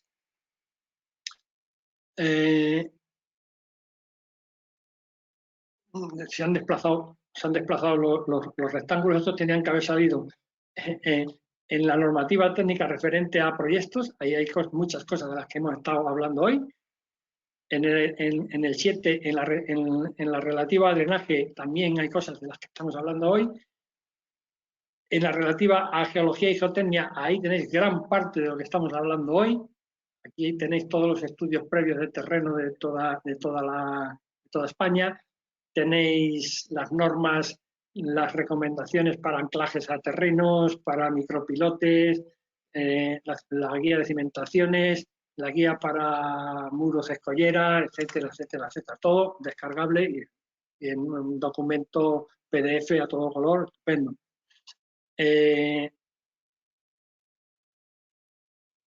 En el apartado de firmes y pavimentos están las normas de estas que hemos visto de la instrucción de firme. Y bien, podéis chequear todos los apartados, pero básicamente lo importante a efectos nuestros está, repito, en proyecto, en drenaje, en geología y geotecnia y en firmes y pavimentos. Tiene que estar por ahí el de movimiento de tierra. No le veo. Bueno, pues es igual. Entramos en esta página y descargamos lo que nos interese, que está ahí al servicio de todos. Estos son los rectángulos que no han salido bien. Y algo que siempre me gusta a mí también, los que estamos en dirección de obra o en dirección de proyectos, que es el caso, y tenemos a veces que, bueno, pues hacer los pliegos y demás. Muy interesante saber lo que cuestan las cosas. Esta orden circular que veis aquí, os la podéis descargar también. Aquí vienen absolutamente todos los precios que maneja la Dirección General de Carreteras, tanto para obras como para proyectos, en los 3 formatos clásicos de los precios, en formato de justificación de precios, en formato de cuadro de precios número 1 y en formato de cuadro de precios número 2. He hecho una captación de pantalla de los precios relativos a las investigaciones geotécnicas. Veis que está prácticamente todo recogido. De cada carpetito de esta abréis y se despliegan si los distintos precios que hay, por ejemplo, para las penetraciones estáticas, en función de la tipología, la distancia, el número de ellas, etc. Interesante este documento, os digo, como herramienta para centralizar un poco también el tema económico, que es muy importante. Y ya para acabar, pues esta nota de servicio viene a formalizar pues unos requerimientos legales que hemos visto al principio. No es solamente a llenar un vacío técnico, que sí que lo hace, por supuesto, sino también tiene un imperativo legal que nos marcan los 2 decretos leyes que hemos visto al principio. Una vez que la estudias y la analizas, hombre, dices, esto es imposible aplicar en este punto, en este proyecto que yo estoy. Pues es posible, pero en cualquier caso cuantifica de una forma adecuada toda la campaña. Estamos hablando de toda España. Luego, obviamente, cada proyecto tendrá sus particularidades, pero esto nos ayuda mucho y lo hace de forma muy adecuada. Tiene una particularidad y es que siempre las prospecciones y los ensayos, aunque quedan estipulados, quedan siempre abiertas a las consideraciones que el director del contrato estime oportunas. ¿De acuerdo? Lo que estamos hablando de las singularidades. Entonces, los equipos de dirección de contrato en los que se analice que la norma no es suficiente, pues habrá que proponer más. Y si se analiza que son demasiado, eso sí que debe de quedar debidamente justificado. ¿Qué se puede echar en falta en esta norma? Pues yo personalmente echo en falta quizás una definición más fina de lo que debe ser la cartografía geológica, por lo que os decía de las alteraciones. Tampoco define muy bien cómo se deben hacer los inventarios de taludes y, bueno, las estaciones geomecánicas las cita sin más, aunque obviamente estas están muy bien descritas en las publicaciones de la Sociedad de Mecánica de Roca. Lo que sí que he hecho yo en falta, porque esto tampoco está definido en ningún sitio, son estos últimos documentos que hemos visto de cómo elaborar, qué elementos, qué criterios, qué mínimos se deben de tener en cuenta a la hora de realizar la planta y el perfil geotécnico. Eso, bueno, por poner alguna pega, pero en líneas generales os digo que es un documento muy válido y que ordena muy bien toda la campaña geológica geotécnica. Bien, pues hasta aquí hemos llegado. Muchas gracias por vuestra atención y poco más que deciros. Nos hemos pasado un poquito, pero bueno, espero no haberos aburrido demasiado. Y creo que ahora lo que procede es que si a alguien le apetece hacer algún comentario o alguna pregunta, pues adelante. Sí, bueno, Paco, muchas gracias. Soy Esther otra vez, que soy la que te transmitiré las preguntas. Muchísimas gracias por todo, porque has hablado muy claro, sobre todo nos has dado mucho material que creo que será de mucha utilidad para toda la gente. Alguien ya ha colgado el enlace que tú habías puesto, ya lo ha colgado en el chat.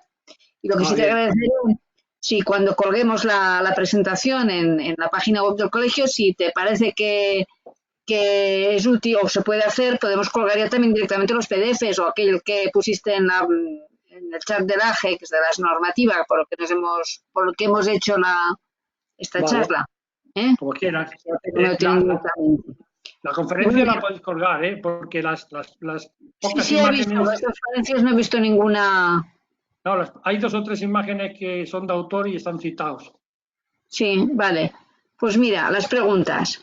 Chemi Medina pregunta: para los pilotes que trabajan por fuste, se indica que la profundidad del sondeo el igual a la longitud del pilote, más 5D, pero sin hacer 5 diámetros será, ¿no? Sin hacer los sondeos ni caracterizar el terreno. ¿Cómo se sabe la longitud del pilote? Obviamente, esto es un proceso dinámico. Cuando en lo que sí que se sabe, el calculista sí sabe las transferencias de cargas que va a haber al terreno y sí que se sabe de entrada que va a haber cimentación por el estudio informativo, por las fases previas, sí se sabe si va a haber cimentación directa o pilotes. Lo que no vas a saber es la longitud del pilote, obviamente. Repito, es una situación de dinámica de retroalimentación. El primer sondeo, a lo mejor te pasas un montón, pero ya sí que vas a detectar los niveles y a partir de ahí puedes ir afinando. Obviamente, esto no son reglas de no sé cómo decir, de exquisitas en sus acotaciones. Vale. Muy bien. Guzmán Fuente pregunta: ¿existe alguna recomendación o consideración sobre la utilización de sondeos horizontales en túneles? Sí. En la misma norma, lo que pasa es que, como podéis comprender, he obviado muchos detalles, pero en la misma norma se aconseja sondeos inclinados, o incluso puede que lleguen a ser horizontales, para que hacer un sondeo horizontal en fase de proyectos complicado. En fase de obras no hay problema. Fase de proyectos complicado, pero se aconseja sobre todo en boquillas en las que si estamos con un material sedimentario o metamórfico, que la anisotropía principal, bien sea la estratificación, la esquistosidad, etcétera, etcétera, esté inclinada. En esos casos es aconsejable, sí. Bueno, aquí también preguntan, pero igual hizo la pregunta antes de que lo pusieras tú mismo en las conclusiones. Es Carlos Carretero Córdoba, dice: es extraño que la parte cartográfica no esté más detallada. A mí también me ha llamado la atención, que Exacto, exacto. Ya veis que uno de los defectos entre comillas, que he puesto sobre la mesa es que la cartografía geológica no queda muy clara el alcance de la misma, qué criterios, qué escalas, en fin, es cierto y bueno, ojalá hagamos una revisión pronto de esta nota de servicio y espero que en la próxima, tanto la planta geológica como el perfil geotécnico, se dé un protocolo de fabricación un poco más fino. ¿Y esto sería competencia vuestra de la Dirección General de Carreteras o bien sería algo que el Colegio de Geólogos tendría que pedir o el CEDES lo tendría que hacer? ¿Quién tendría que hacer esa normativa? La nota de servicio... De cartografía también me ha parecido, cuando es que hablabas poco de cartografía, parecía que fuera el resultado del trabajo, se plasma en una cartografía, pero no que fuera una herramienta, bueno, la cartografía geológica. Sí, bueno, hay una fase que no la he desglosado porque me he centrado en los proyectos de construcción, que es el estudio informativo. El estudio informativo sí se hace una geología más fina, pero a efectos de valoración de alternativas. No, hombre, a no ser que haya casos geotécnicos graves, pero si no, ahí se hace una cartografía geológica fina más que nada para detectar riesgos geológicos, geotécnicos y valorar alternativas. En cuanto a competencia, la competencia obviamente es de la Dirección General de Carreteras, lo cual no quita que le estimulen órganos como puede ser el colegio, obviamente. Sí. Pues tomamos nota. Sí, otra cosa. Carlos C. te pregunta, ¿existe alguna normativa donde se habla del uso de los geosintéticos? En el PG3. En el PG3, a ver, espérate, me tengo por aquí a mano, que es el artículo. Bueno, no sé. Pero en el PG3 sí habla de las propiedades de los geotextiles, de las propiedades de los distintos tipos de geotextiles. Luego, el que el proyectista adopte un tipo u otro para un problema u otro, eso va a criterio del técnico. Muy bien. Bueno, obviamente publicaciones hay muchas, ¿no? Pero yo creo que obligación de que se utilice un tipo de geocompuesto de geotextil concreto para una situación concreta, creo que esa obligación no existe. Vale. Después, Rodrigo Chambe pregunta, para túneles, ¿qué clasificación geomecánica recomiendas? Nosotros nos va muy bien la clasificación RMR, perdón, de Beniaski, por la versatilidad de aplicaciones que tiene.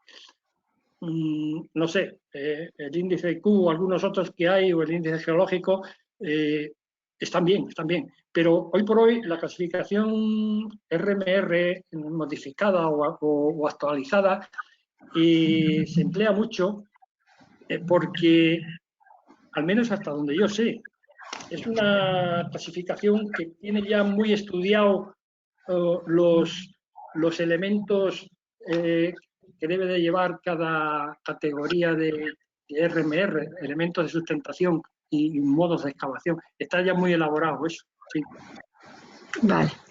A César Herrera dice, gracias Paco, soy César Herrera de Tripsa. Sí. Hola César. Consulta, aunque no directamente relacionada con la charla, sí lo es con las campañas de investigación promovidas por los organismos públicos y la caducidad de los datos de las campañas geotécnicas. Mi pregunta o petición es, ¿no deberían las administraciones almacenar los datos de las campañas de investigación en bases de datos para que estas investigaciones puedan estar disponibles en el futuro y de sencilla consulta? Sí, ojalá. Sí. Es una idea magnífica. Hace poco un compañero de aquí de Extremadura nos planteó aquí en la demarcación, Ignacio García, por si me está oyendo, nos planteó algo similar, y es en el Google Earth, en ficheros KMZ, meter la información geotécnica de los proyectos. Claro que sí, sería fantástico. Sería fantástico que tuviéramos que una aplicación en el que tú pincharas en un punto de un fichero de Google Earth y te se abriera las características geotécnicas que hay en esa zona porque se han hecho prospecciones. Yo no conozco que esté, pero la idea la conozco y sería genial. Tomamos nota como colegio para pedir eso, ya que las carreteras realmente sí que no es como, porque a veces lo piden de que esté toda la información geotécnica pública, pero claro, muchísimos temas geotécnicos de viviendas están hechos por promotores privados y costeados por ellos, por lo que no pueden ser públicos, son privados. Mientras que la obra civil, como la ha costeado todos los españoles, ¿no? Pues entonces sí que deberían ser públicas. Sí, O sea, tomamos nota de eso. Yo supongo que también, y sería una labor un poco de ratón de biblioteca, de coger proyectos e ir volcando la información de esos proyectos a los puntos de te digo, en este caso del Google Earth, por ejemplo. Sí. Bien, sí. Bueno, otro nos pregunta si no perteneces al colegio, ¿cómo puedes obtener acceso a la presentación y la documentación de la conferencia? Lo que les decimos a ellos es que no se preocupen, que está en la web del Colegio de Geólogos, que es pública. Está a disposición de todo el mundo, la dejamos para todo el mundo, no solo para colegiados.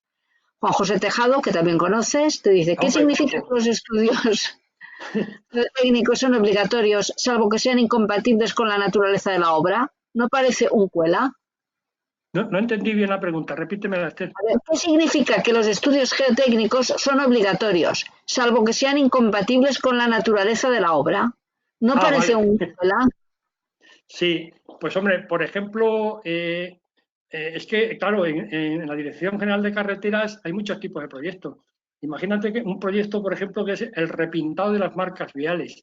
Obviamente, el estudio geotécnico ahí pues no tiene mucho sentido, porque ya me contaron.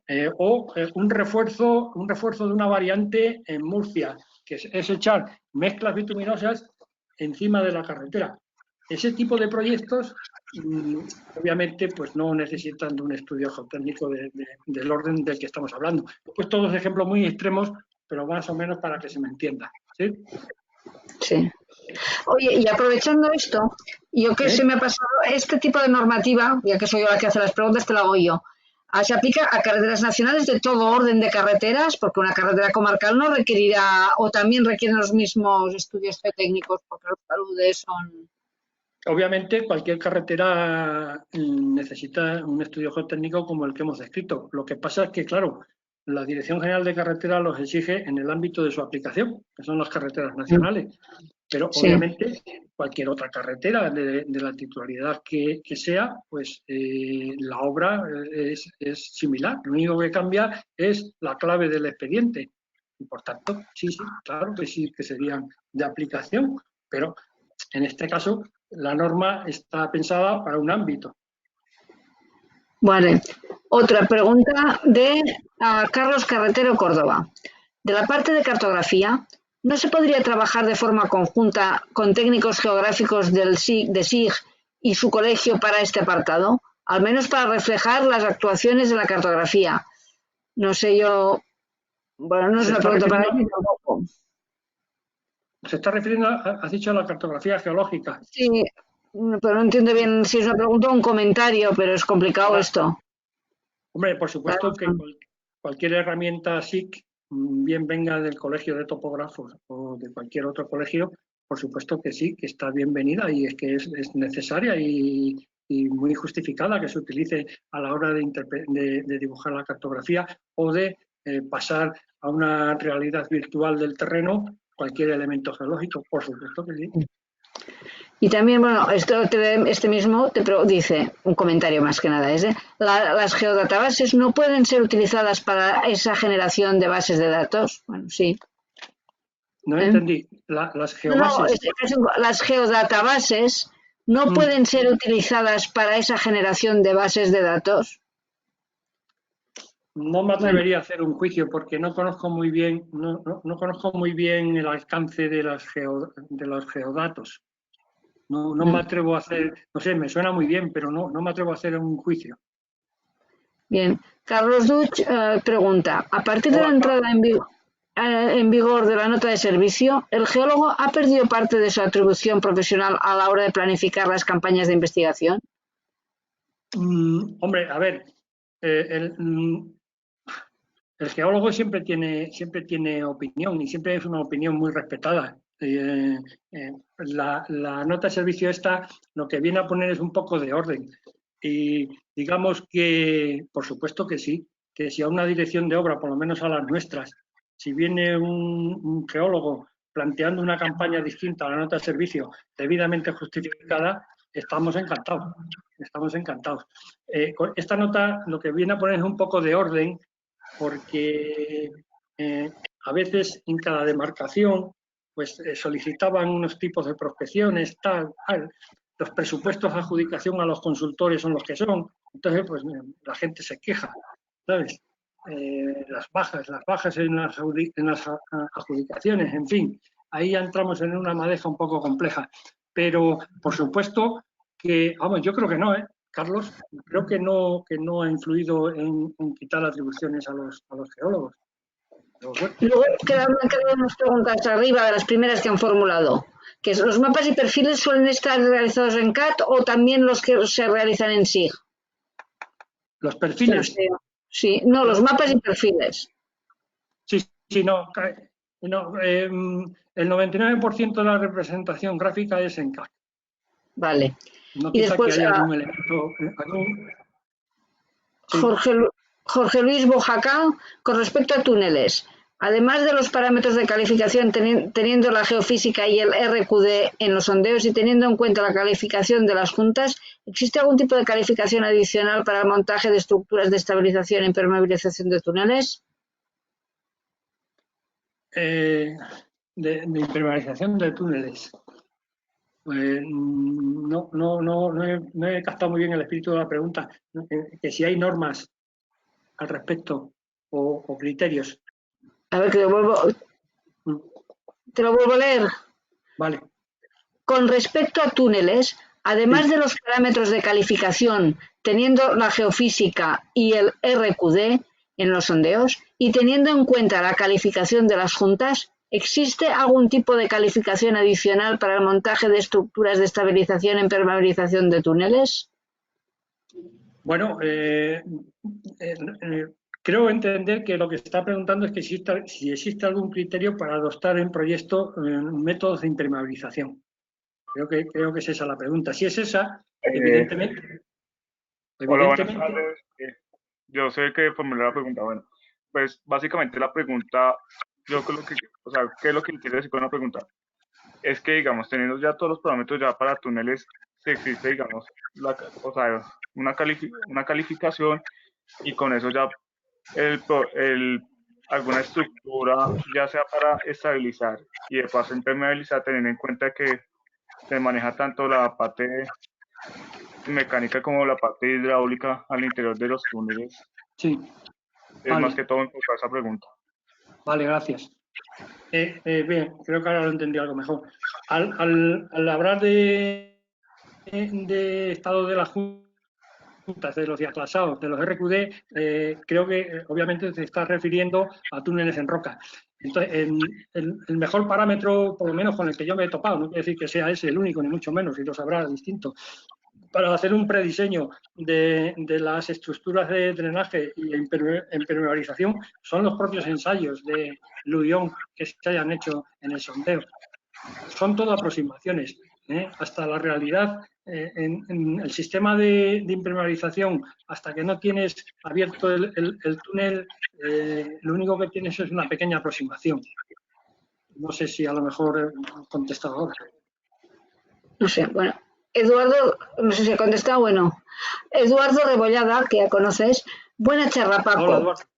En un modificado del proyecto, además de planos, pliego y presupuesto, ¿la memoria no pasaría a tener un carácter contractual o equivalente?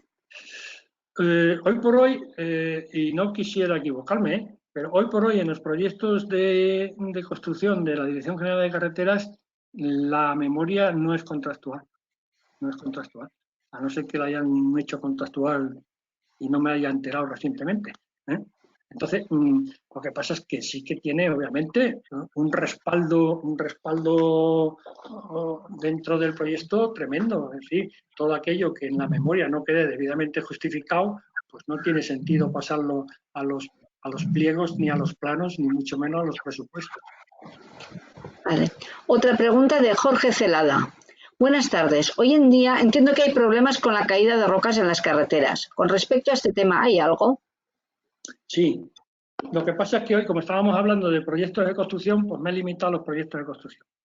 En cuanto a técnicas de sostenimiento, en las referencias web que os he dado, hay una guía también de cálculo e instalación de barreras dinámicas. Esa también es una guía que os podéis descargar.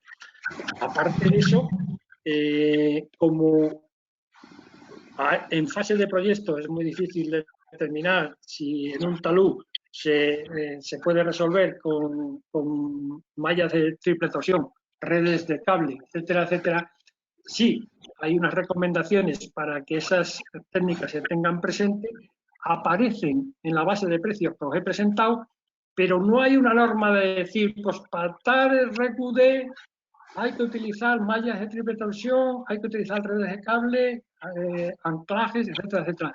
Esa norma no existe. Publicaciones de autores hay muchas, y muy buenas, pero yo norma no recuerdo que haya. Pues debiera haberlas, porque piedras en las carreteras hay en los sitios montañosos. Bueno, Carlos C., en cuanto al análisis de estabilidad de terraplenes y desmontes, otra vez lo mismo, considerando los datos que se obtienen en las campañas, no, bueno, es que claro, no pregunta, en el punto. ¿Actualmente es mejor realizar esto mediante análisis 2D o 3D? ¿La normativa tiene algún comentario sobre esto o es criterio del proyectista? Joder, que no pone puntos de interrogación y para leerlo me resulta. Ya. Sí, no hay una norma específica, no sé si en el Eurocódigo ya, no es que no me he leído detenidamente el Eurocódigo, ya entra en si debe haber un método estipulado para el cálculo de estabilidad de relleno y de desmonte.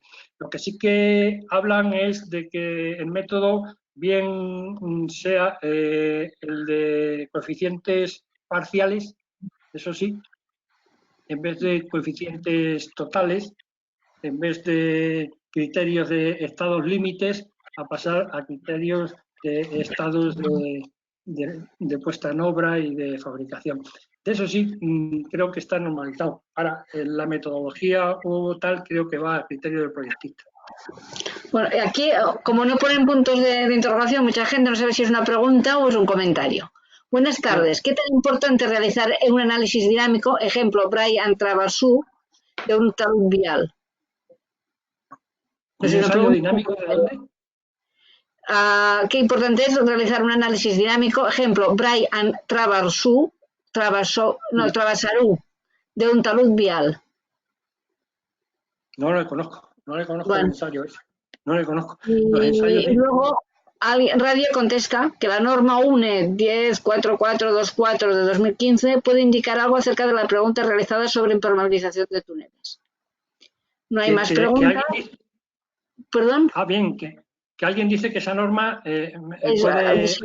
vale. Sí, muy bien. Y luego que sepas que muchísima gente te está dando las gracias. Vale. Nosotros también te damos las gracias. Si quieres añadir algún comentario. Y bueno, lo que sí me dejas que invite a la próxima charla que tendrá lugar el próximo jueves, esta vez a las 17:30, media hora antes de lo que solemos. Benigno Mariño, desde Asturias, nos dará la charla Dirección de perforaciones y ensayos hidrogeológicos en el campo. Y bueno, les invitamos a esta charla. Y nada más, muchísimas gracias, Paco. Ha sido muy, muy interesante y has hablado muy bien. Yo creo que nos ha interesado a todos mucho. Gracias. Sois muy amables. Y nada, no, tú lo eres. Agradecer a la gente que haya estado escuchando, pues, y esperar que hayan estado entretenidos este par de horas, y al colegio, pues, repetir el agradecimiento del esfuerzo que estáis haciendo, que nos estáis haciendo pasar tardes muy agradables de vez en cuando. Muchas gracias. Bueno, pues tú has ayudado a eso, Vale. Bueno, pues nada, y eso, los del AGEX que están siguiendo, que he visto que hay varios que están siguiendo, Sí, Que tú bueno, de que colgaste en la página, en el chat del AGEX, el PDF ese tan interesante, y por eso te pedí que lo explicaras. ¿Eh? para los que quieren escuchando, decirlo que la Asociación Geológica de Extremadura tiene una página web y ahí tenemos cositas. Si se quieren animar y descargar, adelante, estamos encantados. Vale, pues nada, Vale. muchas más. Ya que nada más, veo que no hay más preguntas ya podemos dar por concluido esto y... ¿Cuánta y gente ha habido? ¿Eh? ¿Cuánta gente ha habido? Pues yo no he visto. ¿Cómo? ¿Que cuánta gente